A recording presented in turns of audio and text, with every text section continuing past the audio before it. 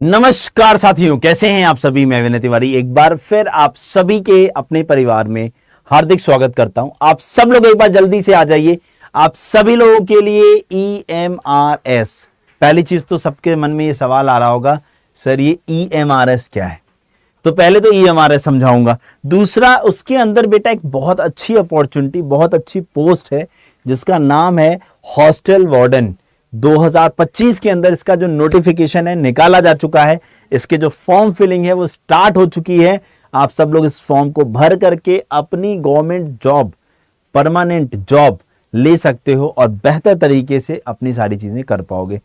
तो मैं बात कर रहा हूं एकलव्य मॉडल रेजिडेंशियल स्कूल, जो आवासीय स्कूल होते हैं, जो ट्राइबल स्टूडेंट्स के लिए बनाए जा रहे हैं सरकार की तरफ से। उन स्टूडेंट्स के अंदर उन स्कूल्स के अंदर निकाली गई है बम्पर वैकेंसी, जिसके अंदर टीचिंग और नॉन टीचिंग के 7,000 से ज्यादा पद हैं। लेकिन मैं आप लोग को हॉस्टल वार्डन की पोस्ट इसलिए बता रहा हूं क्योंकि इस पोस्ट के माध्यम से अगर आपने बीएड वगैरह नहीं भी किया है तो भी आप इस स्कूल के अंदर जॉब ले सकते हो और एक हैंडसम, एक अच्छी सैलरी ले सकते हो।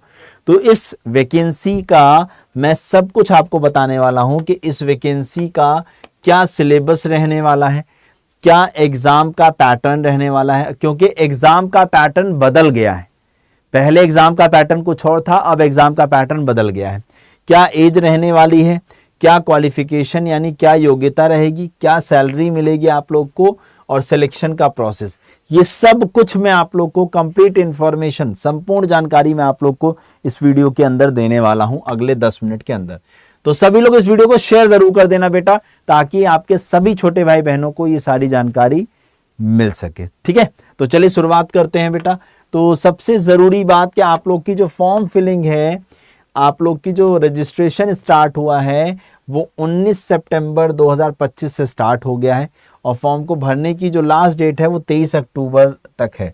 यानी 23 अक्टूबर रात के 11:50 PM पे आपकी फॉर्म फिलिंग बंद हो जाएगी। तो यानी मोटा मोटा आपके पास 1 महीने का समय है, 1 महीने कुछ दिन का। ठीक है, उसके बाद अभी आपकी कोई भी एग्जाम डेट अनाउंस्ड नहीं है, बट मैं आपको एग्जाम डेट का भी आइडिया बाद में दे दूंगा। चलिए आगे की तरफ मैं आपको अगर लेकर चलूं यहां पर, तो कितनी वैकेंसीज निकाली गई हैं टोटल, अभी मैं टोटल वैकेंसीज बताऊंगा आप लोग को, फिर बाकी सारी चीजों पे लेकर चलूंगा। EMRS staff selection examination ESSE 2025 की जब हम बात करते हैं तो इसके अंदर टोटल जो पद निकाले गए बेटा 7,267। टोटल जो वैकेंसी निकाली गई 7,267 वैकेंसीज है, जिसमें प्रिंसिपल की 225 वैकेंसी है, PGT टीचर्स की 1460, TGT टीचर्स की 3,962, फीमेल स्टाफ नर्स की 550, हॉस्टल वार्डन की 635। तो ये हॉस्टल वार्डन की वैकेंसी काफी अच्छे नंबर में है। तो देखो बेटा, जो प्रिंसिपल, TGT, PGT, ये तीनों टीचिंग से रिलेटेड जॉब है, ये तीनों जॉब टीचिंग, हाँ। और फीमेल स्टाफ नर्स से लेकर के लैब अटेंडेंट तक ये कैसी पोस्ट है, नॉन टीचिंग की। यानी अगर कोई स्कूल बनता है तो उस स्कूल को चलाने के लिए जैसे टीचर्स की आवश्यकता होगी, तो उसके अलावा नॉन टीचिंग स्टाफ्स की भी तो आवश्यकता होगी। तो इसलिए ये टीचिंग नॉन टीचिंग वैकेंसीज हैं। अकाउंटेंट की 61 वैकेंसी है, JSA जूनियर सेक्रेटरीट असिस्टेंट की 228 और लैब अटेंडेंट की 146। तो टोटल 7,267 पदों पर नोटिफिकेशन निकाला गया है कंप्लीट, जिसमें से आपका फोकस कितने पे है बेटा, 635 पद, क्योंकि हम हॉस्टल वार्डन की बात कर रहे हैं। ठीक है, चलिए। तो हॉस्टल वार्डन की आपने देखो, ये पूरी की पूरी नॉन टीचिंग पोस्ट है। तो टोटल नॉन टीचिंग वैकेंसी कितनी निकाली गई है, 1,620, जिसमें से अगर मैं हॉस्टल वार्डन मेल और फीमेल की अलग अलग वैकेंसीज की बात करूं तो 346 मेल की वैकेंसी है और 289 फीमेल की वैकेंसी है। ठीक है, तो मेल और फीमेल इसमें दोनों अप्लाई कर सकते हैं। अपने दिमाग से ये बात हटा देना कि खाली मेल की वैकेंसी है। ठीक है, JSA के लिए बेटा मैं एक अलग वीडियो करूंगा, ये हॉस्टल वार्डन की कंप्लीट डिटेल है। ठीक है, चलिए आगे बढ़ते हैं। अगर मैं आगे जाऊं, फॉर्म फीस, सबसे बड़ा जो सवाल है कि sir summary of fee in is as under, ठीक है ना। तो सभी female SC ST physically challenge candidate के लिए अगर मैं बात करूं तो नॉन टीचिंग पोस्ट के लिए यानी ये नॉन टीचिंग स्टाफ के लिए फॉर्म फीस 0 है, लेकिन प्रोसेसिंग फीस 500 रुपए है, तो इसका मतलब 500 रुपए फीस हो गई आपकी इन शॉर्ट। तो जितने भी हमारे फीमेल्स किसी भी कैटेगरी की SC ST physically challenge candidate हैं उनके लिए 500 रुपए फॉर्म फीस है, और जितने भी हमारे कैंडिडेट हैं female SC ST physically challenge candidate को छोड़ करके, यानी जनरल OBC EWS के मेल कैंडिडेट, जनरल OBC और EWS के मेल कैंडिडेट, उनके लिए देखो उनके लिए जो फीस है वो कितनी है, तो वो है बेटा 1500 रुपए। यानी जो ये फॉर्म भरोगे उसकी फीस कितनी है, 1500 रुपए।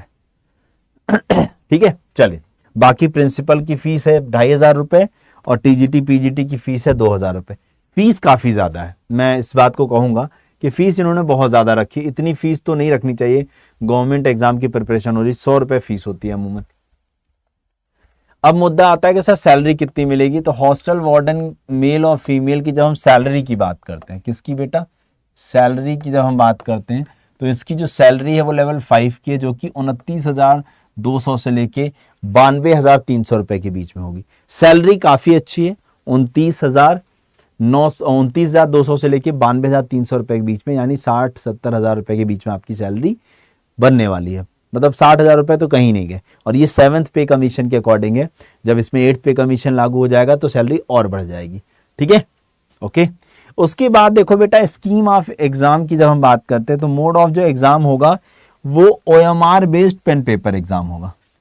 पेन पेपर एग्जाम होने वाला है, और पेपर आप लोग का medium of examination will be bilingual, paper आपका बाइलैंग्वेल आने वाला है। ठीक है बेटा। अब आते हैं इसके एग्जाम पैटर्न पे कि हॉस्टल वार्डन के अंदर आपका क्या एग्जाम का पैटर्न रहेगा, उसको जान लेते हैं, फिर एज और क्वालिफिकेशन की तरफ भी चलेंगे। तो एक सेकंड रुको, मैं एज क्वालिफिकेशन वाले पेज को ऊपर कर लेता हूं जिससे आप लोग को वो दिक्कत ना लगे। ठीक है, चलो तो सैलरी जान ली, सब कुछ जान लिया, अब आ जाओ एज और क्वालिफिकेशन जान लो, फिर एग्जाम पैटर्न पे चलते हैं। तो जब हम बात करते हैं एज की तो 35 साल से ज्यादा आपकी उम्र नहीं होनी चाहिए। इसके अलावा एज रिलैक्सेशन जो OBC को 3 साल का मिलता है, तो OBC के लिए एज कितनी हो जाएगी बेटा 38 ईयर्स, और SC ST के लिए कितनी हो जाएगी बेटा 40 साल तक के लोग अप्लाई कर सकते हैं। समझ में आ रही बात? ठीक है, चलिए अब यहां पर क्वालिफिकेशन में आ जाओ। तो आपने अगर ग्रेजुएशन कर रखा है, ये देखो ना, bachelor's degree from a recognized institute और यूनिवर्सिटी, अगर आपने ग्रेजुएशन कर रखा, चाहे BA हो, चाहे BSc, चाहे BCom, सब लोग इस फॉर्म को भर सकते हैं। आगे बात समझ में? ठीक है। और अगर आपने 4 ईयर इंटीग्रेटेड ग्रेजुएशन डिग्री भी ले रखी, जैसे आजकल हो गया है ना, 4 साल का ग्रेजुएशन कर दिया गया है, अगर आपके पास वो डिग्री भी है तो भी आप भर सकते हो। In short BA BSc BCom BTech कुछ भी किया हो आप अप्लाई कर सकते हो। BA BSc BCom BTech, हाँ कुछ भी किया हो। देखो भैया 60,000 से ऊपर की सैलरी की कोई किसी को कुछ नहीं काटता, आप बड़े आराम से इस फॉर्म को भर के कर सकते हो चीजें। आ जाओ, अब हम चलते हैं इसके सिलेक्शन प्रोसेस पे। तो हम लोगों ने बेटा एज जान ली, क्वालिफिकेशन जान लिया, फॉर्म फीस जान ली, हम लोगों ने इंपॉर्टेंट डेट जान ली। अब हम चल रहे हैं कि सिलेक्शन प्रोसेस क्या होने वाला है। तो जब मैं सिलेक्शन प्रोसेस की बात करता हूं, हाँ सिलेक्शन प्रोसेस की बात करता हूं, तो सिलेक्शन प्रोसेस क्या रहेगा उसको ध्यान से देखिएगा। तो पहले आपका Tier 1 का एग्जाम होगा जो कि प्री एग्जाम है, लेकिन ये क्वालिफाइंग नेचर का है, इसके कोई भी नंबर ऐड नहीं होंगे। हाँ, इसके कोई भी नंबर ऐड नहीं होंगे। ये आप लोग का क्या है, क्वालिफाइंग नेचर का आप लोगों का एग्जाम है आप लोग का, ठीक है ना। यस, तो इसमें कोई भी नंबर ऐड नहीं होने वाले। तो देखो कौन कौन से सब्जेक्ट आपके यहां पर आने वाले हैं। तो सब्जेक्ट्स वही हैं आप लोगों के,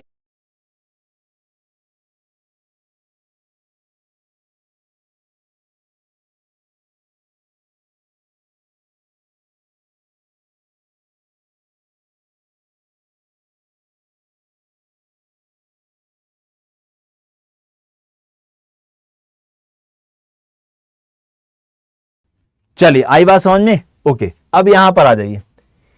तो जब हम बात करते हैं इसमें कौन कौन से सब्जेक्ट है बेटा, अब लेकिन एक चीज समझे, मैंने आपको बताया कि OMR बेस्ड पेपर होगा 100 नंबर का, जिसमें GS 10 question 10 number, reasoning 15 question 15 number, knowledge of ICT 15 question 15 number, maths 30 question 30 number, यानी यहां पर मैथ्स ज्यादा आनी है। उसके बाद लैंग्वेज कॉम्पिटेंसी, तो लैंग्वेज कॉम्पिटेंसी के अंदर इंग्लिश भी आएगा, हिंदी भी आएगा आप लोगों का, तो English, Hindi and regional language, हाँ 10 मार्क्स ईच, तो यानी 30 नंबर का, मतलब 10 नंबर की इंग्लिश, 10 नंबर की हिंदी और 10 नंबर का रीजनल लैंग्वेज, तो कुल मिला के 100 क्वेश्चन का पेपर होगा 100 नंबर का। ये बात समझ में आई। और रीजनल लैंग्वेज आपके सामने ये है, रीजनल लैंग्वेज आपकी है असमी, बंगाली, बोडो, डोगरी, इंग्लिश, गारो, गुजराती, हिंदी, कन्नड़ा, हाँ कश्मीरी, खासी, मलयालम, मणिपुरी, मराठी, मीसो, नेपाली, उड़िया, संथली, तेलुगु, उर्दू,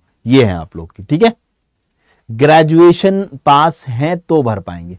उसके बाद बेटा एक टीयर 2 का एग्जाम होगा, only for candidate who will be shortlisted in the ratio of 1:10, यानी नंबर ऑफ वैकेंसी के 10 गुना लोग बुलाए जाएंगे।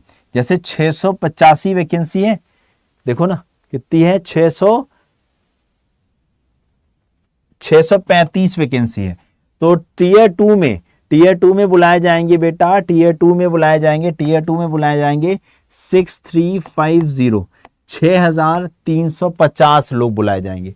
टीयर 2 के अंदर कितने लोग बुलाए जाएंगे बेटा, 6350। अब टीयर 2 का पैटर्न इन्होंने बिल्कुल बदल दिया है। टीयर 2 में क्या बोला है, subject specific syllabus is uploaded on the website of NESTS under ESSE 2025, ठीक है ना, इसकी वेबसाइट ये है, ठीक है। अभी इस पर सिलेबस नहीं आया, आ जाएगा। आगे देखो, तो यहां पर आपके ऑब्जेक्टिव क्वेश्चन 40 क्वेश्चन 40 नंबर के, और 15 क्वेश्चन का डिस्क्रिप्टिव होगा 60 नंबर का। इसका मतलब यहां पर डिस्क्रिप्टिव वाला एक क्वेश्चन 4 नंबर का है, तो 55 क्वेश्चन का पेपर हुआ, लेकिन है कितने नंबर का, 100 नंबर का, और ये 3 घंटे का होने वाला है। प्री दोगे आप 2 घंटे में और मेंस दोगे 3 घंटे में। और ये देखो, preparation of merit list for the post of hostel warden will be prepared on the basis of performance in tier 2 examination. Tier 2 के एग्जाम के परफॉर्मेंस पर ही आपका ये बनेगा, ठीक है, मेरिट।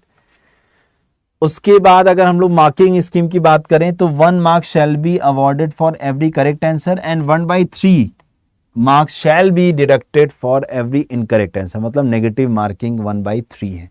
इस बात का ध्यान रखिएगा, ठीक है ना, ओके।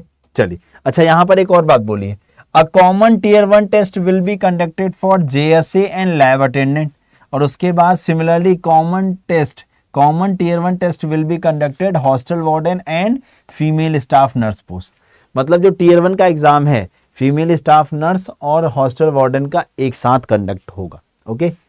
चलिए, तो national education society for tribal students new Delhi, इनकी तरफ से अब मैं आपको सिलेबस बता देता हूं कि हॉस्टल वार्डन का सिलेबस क्या रहने वाला है, ठीक है। तो जब मैं हॉस्टल वार्डन के सिलेबस की बात करता हूं, ये मैंने आपको पिछली बार से सिलेबस से एक्सप्लेन करूंगा। जनरल अवेयरनेस, तो आप लोग का वही general awareness, current affair with special emphasis of the field of education, यानी करंट अफेयर का वो पार्ट जो ज़्यादा का रिलेट करता है आपके एजुकेशन वाले पार्ट से, ठीक है। रीजनिंग के अंदर आप लोग का क्या आएगा, पजल हो गया, सिटिंग हो गया, data sufficiency, statement based question, verbal reasoning, inequality, blood relation, sequence and series, direction test, assertion and reason, Venn diagram, ये topic. Knowledge of ICT, fundamental of computer system, basic of operating system, MS office, keyboard, shortcut and their uses, important computer terms, हाँ abbreviation, computer network, cyber security and internet, ये आप लोग का यहाँ पर है, ठीक है ना। उसके बाद और अगर मैं आगे आप लोग को बताऊं तो knowledge of POCSO and other child safety related act of the government of India, ये आप लोग को इसके अंदर हॉस्टल वार्डन के अंदर ये आपको एक एक्स्ट्रा चीज़ पढ़नी पड़ेगी, हाँ, कि जो पॉस्को एक्ट है उस पॉस्को एक्ट के बारे में ईच एंड एवरी इंफॉर्मेशन आप लोगों को यहाँ पर पता होनी चाहिए, ठीक है ना। उसके बाद एडमिनिस्ट्रेटिव एप्टीट्यूड की बात करें तो handling of large number of student, हाँ managing of the consumable and inventories of hostel, ensuring safety and security of children, ensuring segregation of male and female students, ensuring cleanliness hostel premises, हाँ record management of children, ये सारी चीज़ें आप लोग को अच्छे से मैनेज करनी पड़ेंगी, ठीक है। फिर आते हैं इंग्लिश, हिंदी और रीजनल लैंग्वेज पे। तो इंग्लिश हिंदी और इंग्लिश के अंदर वही वर्ब, टेंसेस, वॉइस, सब्जेक्ट व एग्रीमेंट हो गया, आर्टिकल, उसके बाद फिल इन द ब्लैंक्स हो गया, ठीक है ना। डन है। चलिए फिर उसके बाद एडवर्ब, एरर करेक्शन हो गया, सेंटेंस रीअरेंजमेंट हो गया, अनसीन पैसेज हो गया, उसके बाद वोकैब हो गया, एंटोनिम सिनोनिम हो गया, ग्रामर हो गया, हाँ कॉम्प्रिहेंशन का पार्ट हो गया, हाँ कॉम्प्रिहेंशन का पार्ट हो गया, ईडियम एंड फ्रेजेस हो गया और ग्रामर, ठीक है। सेम हिंदी के अंदर संधि, समास, विलोम, पर्यायवाची, सामान्य अशुद्धियां, वाक्यांशों के लिए एक शब्द, मुहावरे, लोकोक्तियां, अपठित गद्यांश पर आधारित प्रश्न। और रीजनल लैंग्वेज के अंदर basic of grammar, question like synonym, antonym, one word substitution, error detection, spelling error etcetera. At higher secondary level, यानी 12वीं के लेवल पे आप लोग का जो है, हायर सेकेंडरी लेवल यानी 10वीं के एग्जाम पे, ठीक है ना। सेकेंडरी, हायर सेकेंडरी का हो गया आपका 12वीं लेवल के अकॉर्डिंग आप लोग का क्वेश्चन यहाँ पर होगा। बंगाली, डोगरी, इंग्लिश, इन सारी लैंग्वेज में आप लोग को देख लो, ठीक है।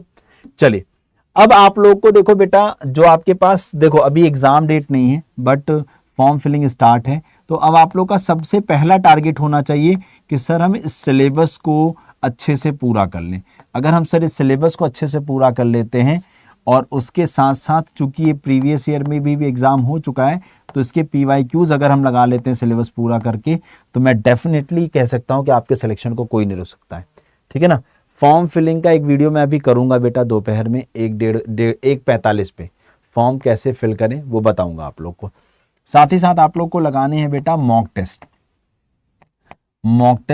जिससे आप लोग की क्या बढ़ सके बेटा, स्पीड बढ़ सके और आप लोग की टाइम स्पीड के साथ साथ टाइम मैनेजमेंट आप लोग का अच्छा हो सके।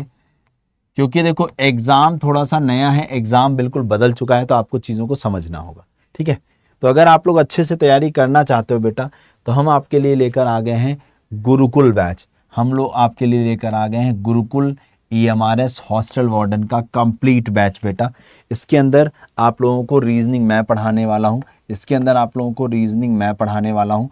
अच्छा आप लोग को एक और बात बता दूँ, आप लोगों को मैं यहाँ पर एक और बात बता दूँ कि आप सभी लोगों को इस बैच का लिंक ऑफलाइन कमेंट, मतलब ये जो कमेंट बॉक्स है इसमें मिल जाएगा और इस वीडियो के डिस्क्रिप्शन में भी मिल जाएगा, ठीक है ना।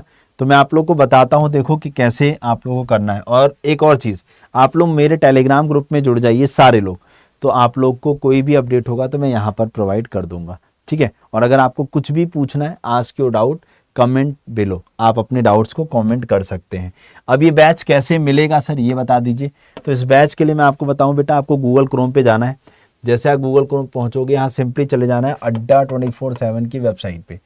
जैसे आप अड्डा की वेबसाइट पर पहुंच गए अड्डा की वेबसाइट पर, यहाँ ऑल कोर्सेज, यहाँ SSC, जैसे SSC में आप पहुंचोगे आप लोग को देखो यहाँ दिख जाएगा, ये देखो EMRS hostel warden, EMRS hostel warden, ये बैच है आप लोग का। यहाँ पर जाइए बेटा, ये बैच है। आप लोग जैसे यहाँ पहुँचोगे इसके अंदर लाइव क्लासेस और सारी चीज़ें आपको मिलेंगी। आपको इतना पे नहीं करना है बेटा, आपको यहाँ मोर ऑफर्स पे जाना है। यहाँ जाके आपको ऑफर कोड क्या लगाना है, Y461, इसे लगा करके आपको अप्लाई कर देना है। जैसे आप अप्लाई करोगे ये देखो 1998 आ रहा है, लेकिन इतना भी नहीं पे करना है। आप लोग को क्या करना है, Y461 इस कोड के साथ साथ कॉइन्स लगा देने। तो आप लोग को यह बैच जो है वो 1900 रुपए का मिल जाएगा। मात्र 1900 रुपए का यह बैच मिलेगा। 1900 रुपए इसलिए क्योंकि इसमें काफ़ी सारे सब्जेक्ट्स इन्वॉल्व हैं, काफ़ी सारे सब्जेक्ट्स। अगर आप ऐसे देखो तो GS के सारे होंगे, हिस्ट्री, पॉलिटी, ज्योग्राफी, इकोनॉमिक्स, पूरा करंट अफेयर, ठीक। उसके बाद मैथ्स है, रीजनिंग है, इंग्लिश है, हिंदी है, तो काफ़ी सारे सब्जेक्ट्स और कंप्यूटर भी है, तो काफ़ी सारे सब्जेक्ट्स हो जाते हैं, इस वजह से इसकी कॉस्ट थोड़ी सी हाई है, बट आपकी तैयारी अच्छे से होगी और आप अच्छे से चीज़ों को कर पाओगे। अच्छा, एक और बात बता दूं, ये आप इस बैच में बेटा एक बात का ध्यान रखना, जब भी आप इस बैच में जुड़ना तो कूपन कोड गलत मत लगाना, कूपन कोड यही लगाना जिससे आप मेरी गाइडेंस में आओ और आपको कोई प्रॉब्लम आए तो मैं इसको शॉर्ट करा सकूँ। Y461 यही कूपन कोड आपको लगाना है और इस बैच के अंदर जुड़ना होगा आपको। या EMRS के रिलेटेड कोई भी बैच लेना चाहते हो, टीचिंग का, नॉन टीचिंग का, कोई भी, तो आप उन्हें बता सकते हो कि इस कूपन कोड से वो बैच ज्वाइन करें, जिससे आप लोग को मैक्सिमम डिस्काउंट मिलेगा। अच्छा, मैं आपको एक और बात बता दूं कि SSC अड्डा जो अपना ये यूट्यूब चैनल है, उस पर जाएंगे जब आप लोग SSC अड्डा, तो उस पर मैंने कल एक वीडियो किया था बेटा। हाँ, SSC अड्डा अपना एक चैनल है, मैंने कल उस पर एक वीडियो किया था, अगर मैं आपको बताऊं। हाँ, तो उसमें मैंने आपकी सारी वैकेंसीज के बारे में बताया है। हाँ, वो ये यहाँ पर दिख जाएगा आप लोग को, ये देखो, ये ठीक है, ये रहा। तो अगर आप इसको देखना चाहो तो इसको देख लीजिएगा, इसमें हर वैकेंसी की प्रॉपर डिटेल है। ठीक है, थैंक यू सो मच मेरे शेरों, बाय बाय, टेक केयर। उम्मीद है आप लोग को बात समझ में आ गई होगी, आप लोग फॉर्म को भरेंगे और आज से ही तैयारी शुरू करेंगे। थैंक यू सो मच, जय हिंद, जय भारत। बस इस बात का ध्यान रखना, जब भी बैच में एनरोल करिएगा तो डिस्काउंट कोड क्या लगाएंगे, कूपन कोड आप क्या लगाएंगे बेटा, कूपन कोड आपका क्या रहेगा, कूपन कोड Y461, Y461। ठीक है, ओके बेटा, चल ठीक है, थैंक यू सो मच।